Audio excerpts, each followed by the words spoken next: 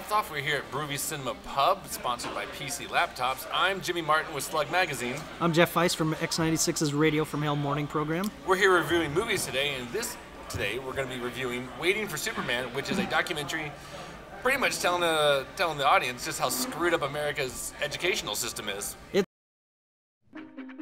In 2007, the education world went into a frenzy over the possibility that Michelle Rhee could actually turn around a school district.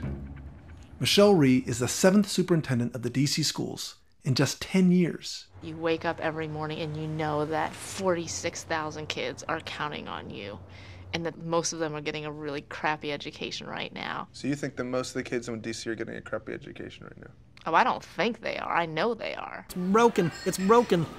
Directed by Davis Guggenheim, who made An Inconvenient Truth, and one of the luckiest guys on the face of the earth because he's married to Elizabeth Shue. Ooh.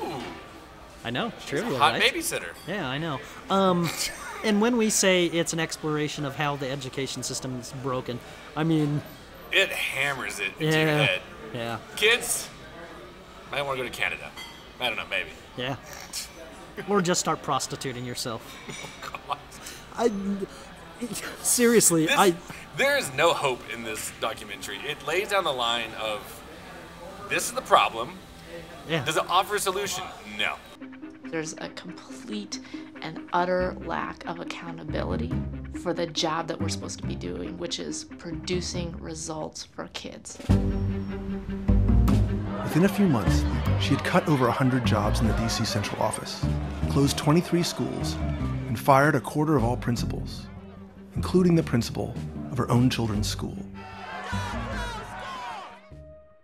Now I see why things are the way they are. It all becomes about the adults. No. In fact, I think it makes the case that public education may be unfixable. It basically does. All the stats that you find out, when I found out that, all these kids who didn't graduate college, the college itself has a 60% dropout rate. Right. And a majority of those kids go to prison, and they said for 4 years, the prison system spends $33,000 a year for a 4-year prison sentence, and how much that costs, and then the cost of sending every one of those kids to private school from 1st grade to 12th grade. Yep. It's phenomenal that it would have just saved them money. Well, and the leftover money could have sent them to college. Yes, they had leftover money too. They could, go gamble or something. It's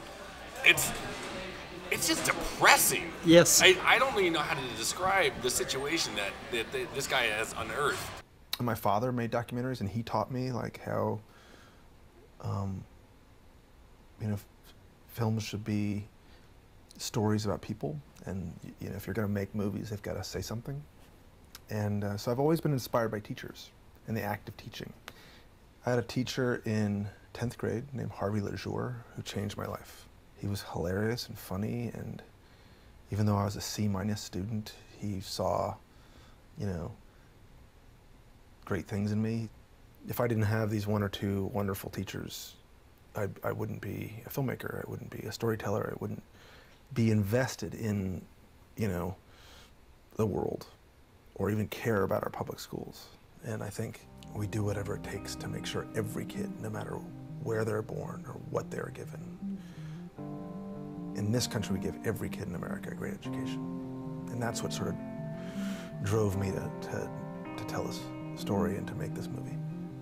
Yeah, well, except it makes this case, and then the final third, I think, might actually be the most interesting part of the movie, because the case it makes is that the only hope that we have at this point are private schools and outside of traditional educational opportunities.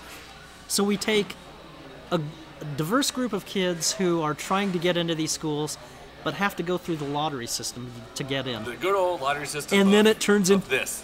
And then it turns into a gripping thriller. Yes, it does. As you wait to see whether these kids are going to get into these schools. Yeah, and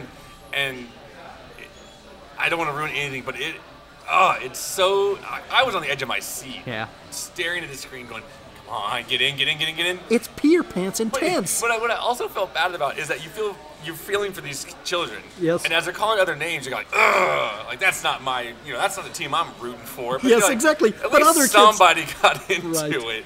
But it's so sad. I don't even know what to say. It's so depressing, the situation of what it is. And if you know friends that are teachers, your heart goes out to them because it's not a gig that most people would take lightly. Because there are teachers that talk about some days are great, some days are meh, and some days I want to kill myself. Yes. And I don't want And to be possibly here anymore. everybody in my classroom. But you know what?